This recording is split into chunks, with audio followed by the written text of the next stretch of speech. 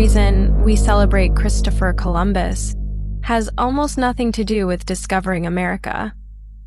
Tansi Osio and Ya At Tie. Welcome to Indigenous Americans Vibes, where we honor Indigenous American voices, stories, and spirit. For centuries, people were taught that Columbus was a brave explorer who discovered a new world in 1492. But here's the truth. Millions of people were already living here. So why did Columbus become one of the most celebrated figures in American history? The real answer has more to do with politics, identity, and power than exploration. For generations, school children were taught a simple rhyme. In 1492, Columbus sailed the ocean blue. According to the traditional story, Christopher Columbus bravely crossed the Atlantic and discovered a new continent. But historians today agree on something important. Columbus never set foot in what is now the mainland United States. Instead, he landed in the Caribbean islands, including the Bahamas, where indigenous peoples like the Taino had lived for generations. So if Columbus didn't discover America, why did he become such a powerful symbol? To understand this, we have to jump forward hundreds of years. In the late 1800s, millions of immigrants were arriving in the United States from Italy, but life wasn't easy for them. Italian immigrants faced discrimination, violence, and prejudice. In fact, in New Orleans in 1891, one of the largest mass lynchings in American history targeted Italian Americans needed a national hero, someone they could point to and say, "We helped build this country too," and that hero became Christopher Columbus. Because Columbus was Italian,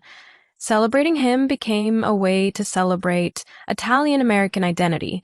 In 1892, the U.S. government declared a nationwide celebration honoring Columbus. It marked the 400th anniversary of his voyage. Schools held ceremonies, cities held parades, and Columbus quickly became a symbol of patriotism. Later, in 1937, Franklin D. Roosevelt officially made Columbus Day a federal holiday. For many Italian Americans, this was a moment of recognition and pride, but at the same time, another story was being ignored.